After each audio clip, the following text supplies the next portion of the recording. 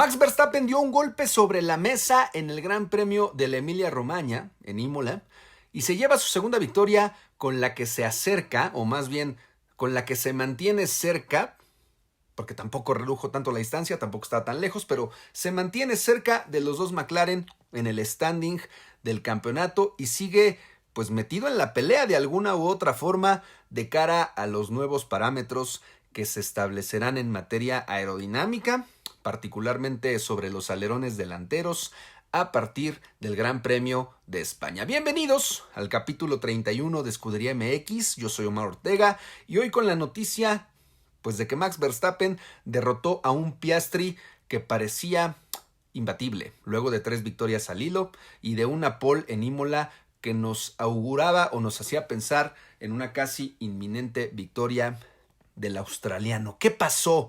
¿Cómo fue que Max le ganó a los McLaren en Imola? Pues primero debemos hablar de la arrancada.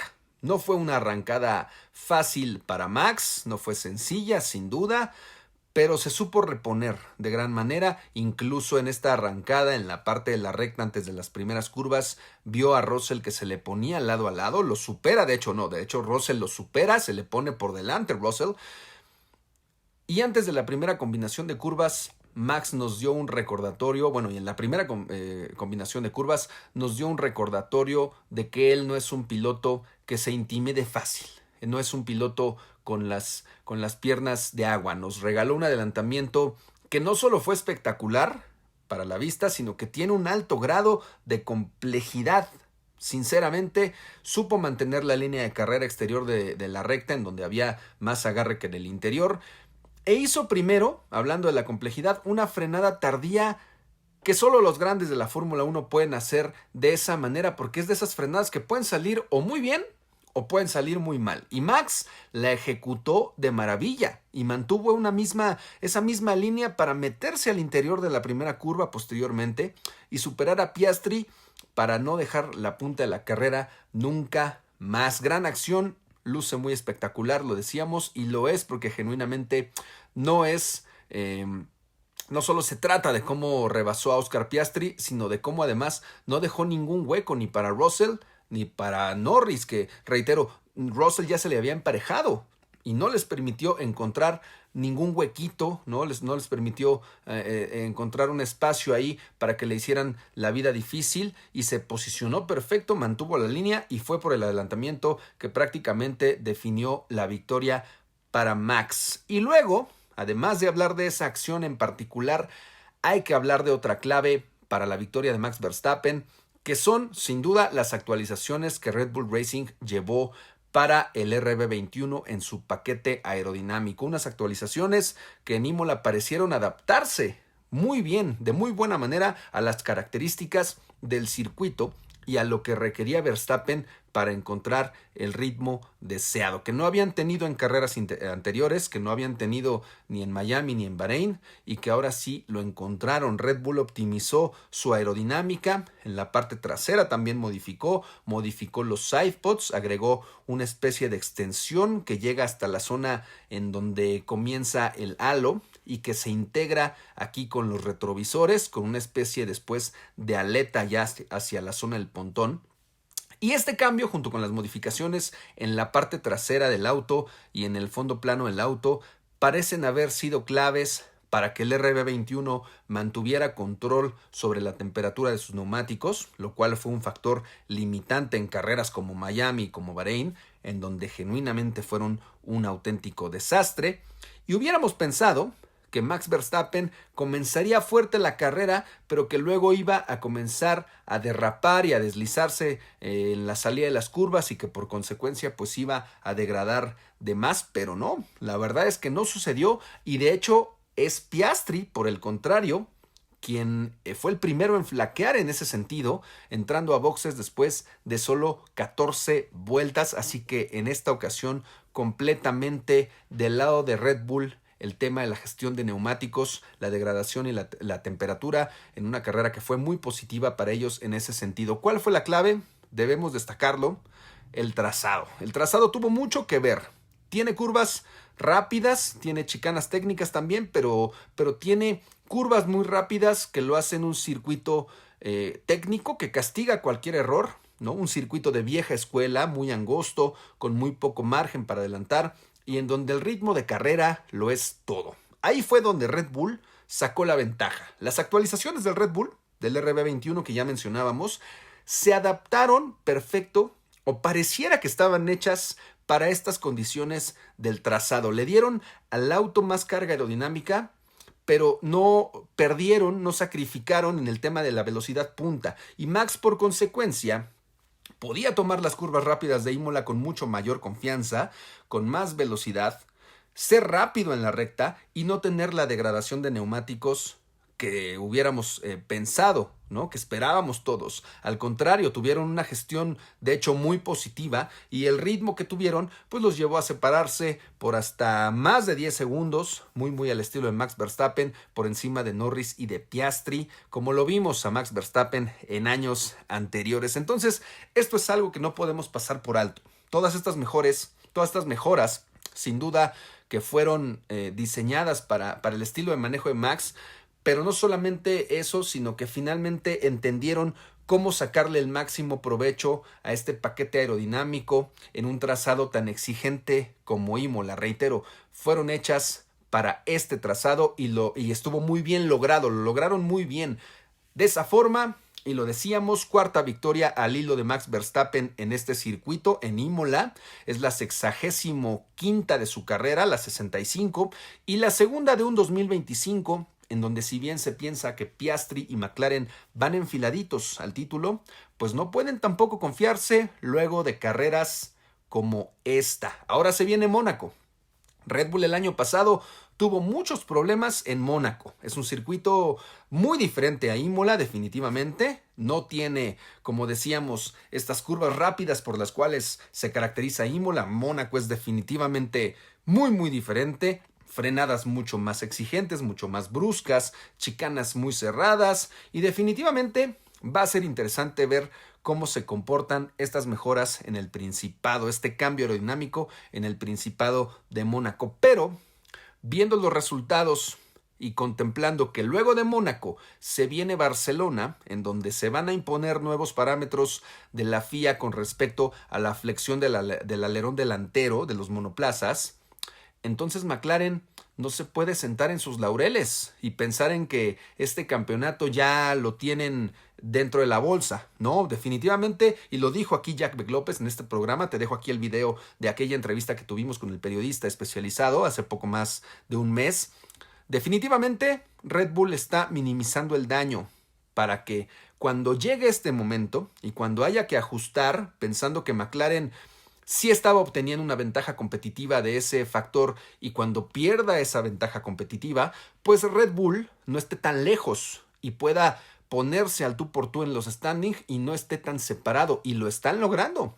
Ya ganaron Japón, ya ganaron Imola, y aunque el segundo asiento de Red Bull sigue sin aportar como quisieran, Max ya volvió a ganar. Se viene Mónaco, reitero, en donde va a ser interesante ver estas actualizaciones, y luego Barcelona, pues que se parece un poco a Imola en ese sentido, que también es un trazado de alta carga aerodinámica, con algunas curvas rápidas también. Veremos qué otro paquete de actualizaciones llevan en 15 días a esa carrera, o cómo modifican más bien este paquete de Red Bull Racing, y veremos qué cambios propone McLaren al respecto, qué cambios lleva. No creo que se queden con las manos cruzadas. Vamos a ver cómo influyen también estas directrices sobre los alerones delanteros, para saber entonces si a partir de Barcelona vamos a ver otro campeonato totalmente diferente, o si mantendrá McLaren las ventajas que hoy tienen y se enfilan al título. Se pone muy interesante el año, señoras y señores, se pone muy interesante.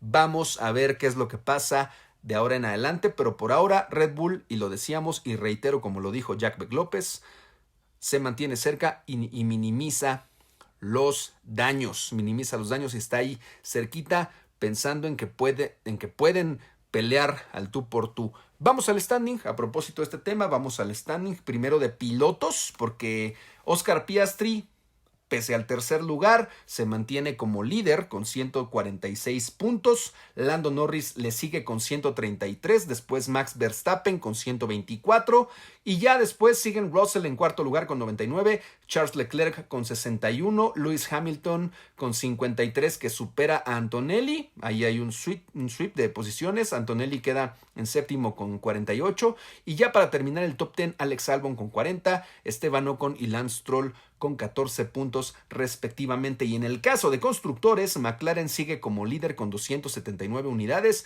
Mercedes con 147 en segundo lugar, Red Bull Racing con 131 en el tercero, Ferrari en cuarto sitio y Williams en el quinto con 51. También interesante la carrera de Williams, que nuevamente vuelven a sumar puntos los dos pilotos. Alex Albon, una gran temporada que está teniendo. Y para terminar el top 10, Haas con 20, Aston Martin con 14 puntos, Racing Bulls con 10 y en el fondo Alpine con 7, seguido de Kick Sauber con 6. Así las cosas en el campeonato de pilotos y de constructores. Reitero, una temporada que se está poniendo muy interesante. Vamos a pasarnos para el segundo tema de la Fórmula 1. Vámonos directamente hasta la Fórmula 3. Y es que vamos a hablar de Santiago Ramos, el mexicano, el tapatío de 21 años, que logra su segunda victoria del año en la Fórmula 3 y que se coloca dentro del top 5 de pilotos de esta categoría, lo cual, sin duda, es una gran noticia considerando que Ramos pues, es uno de los principales prospectos de México y de toda Latinoamérica en la actualidad. Importante victoria, importante triunfo, porque no solamente es su segunda del año, sino que es su primera en una carrera feature, en una carrera principal. Recordemos que la anterior fue en Australia en la carrera sprint. Entonces Ramos gana ahora sí una carrera principal, gana arrancando desde la primera fila en segundo lugar y superando al brasileño Rafael Camara, que por cierto no solamente fue el poleman, sino que es el líder del campeonato actual en la Fórmula 3 y que es un piloto duro de roer. No fue fácil para Santiago Ramos esta batalla. Y bueno, empieza con una maniobra muy interesante, muy agresiva Santiago Ramos, su maniobra, pero también muy excelsa la maniobra en materia de ejecución. Tuvo una carrera después muy inteligente, muy estratégica, en donde manejó muy bien los neumáticos, hay que decirlo, y en donde la verdad mostró la garra y sacó el carácter porque se metió en una pelea mano a mano con Camara que no la vendió nada fácil. Lo decíamos, es líder del campeonato, no es un piloto fácil de roer, la verdad es un piloto muy muy bueno que la iba a vender difícil y lo hizo. Entonces, entre Camara y Ramos se dieron con todo en la carrera. De hecho, el brasileño recupera la punta en la vuelta 4 y de ahí estuvieron rueda a rueda. Muy reñida la competencia en Imola en la Fórmula 3.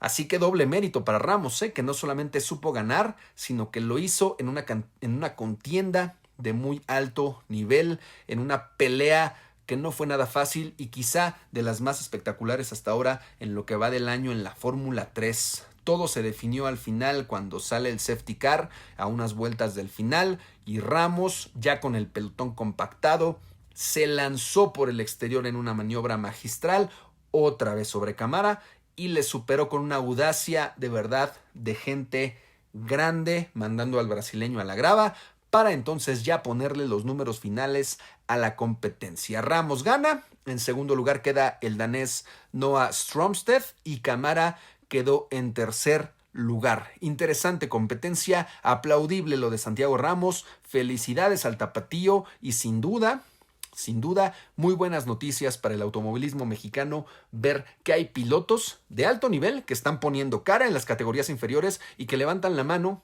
diciendo aquí estamos como candidatos a un futuro de mexicanos en la Fórmula 1. Luego de la carrera, Diego Mejía de Fox Sports lo entrevistó, así que vamos a escuchar un poco de lo que dijo Santiago Ramos tras su victoria en Imola. Sí, la verdad muy contento, ¿no, Diego? Estar aquí, muy contento de poder concretar el resultado. Creo que es un resultado muy importante para todo México, para mí, para el equipo. Creo que fue una carrera, como tú dices, muy inteligente de hacer buena estrategia, no empujar mucho al principio, manejar los neumáticos y bueno, al final no sale. La verdad es que contentos por el trofeo, contentos por la victoria y lo mejor de todo fue escuchar el himno nacional. Bueno, ¿cuánto venías soñando, visualizando este momento? Porque el año pasado aquí conseguiste la pole, te escuchamos cantar la canción de Llegar los marcianos, esta vez no hubo tal, pero la alegría me imagino que va por dentro. Claro, no, la verdad es que fue un poco quitarme una espina que tenía, ¿no? Desde el año pasado. Sabíamos que teníamos el ritmo para ganar el año pasado, hubo ahí un fallo técnico, se les olvidó destapar los frenos y bueno, la carrera se perdió desde antes de arrancarla. Entonces me daba mucha frustración, ¿no? Realmente no poder haber demostrado lo que teníamos y bueno, creo que este año fue un poco una segunda oportunidad.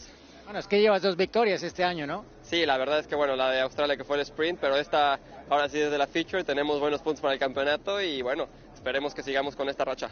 Y bueno, pues hay que seguir apoyando a Santiago Ramos, sin duda, que ahorita está en quinto lugar del standing de Fórmula 3, teniendo una muy buena temporada con Van Amersfoort Racing, luego de que el año pasado estuvo en el equipo Trident. Y es un contendiente sin duda serio en la Fórmula 3, es un piloto que semana a semana levanta la mano. Muy destacado lo que está haciendo este joven tapatío, al que de verdad no le debemos quitar el ojo. Ojalá que en más carreras sigamos escuchando en el radio la canción de los marcianos gracias a un resultado de Santiago Ramos. Así que hay que seguir ahí poniéndole el ojo a este piloto mexicano y no dejar de apoyarlo. Vamos rápidamente con los horarios del Gran Premio de Mónaco para México, ya para irnos despidiendo. Los horarios de Latinoamérica los pueden consultar en nuestras redes sociales, porque ahí están todos para toda Latinoamérica, pero vamos con los horarios para México este fin de semana en Mónaco. Primero, las prácticas libres 1 son tempranito el viernes 23 de mayo a las 5:30 de la mañana, las prácticas 2 a las 9 ese mismo día, la práctica 3 a las 4:30 de la mañana del sábado 24 de mayo, la calificación ese mismo sábado a las 8 de la mañana y el domingo hay que levantarse temprano porque la carrera es a las 7 de la mañana el domingo 25 de mayo. Apúntalos, pon tu alarma. Y ahí están los horarios. Y recuerda, el resto de Latinoamérica puede consultar en nuestras redes sociales que aparecen en pantalla los horarios para este Gran Premio de Mónaco. Nos vamos. Si llegaste hasta acá, si te gustó el video, si por alguna razón llegaste hasta esta parte del video, coméntanos qué opinas sobre estos temas que discutimos. Déjanos tu comentario, suscríbete al canal, déjanos un like. Lo vamos a agradecer infinitamente. Este fue el capítulo 31 de Escudería MX. Yo soy Omar Ortega. Y aquí te digo, hasta la próxima.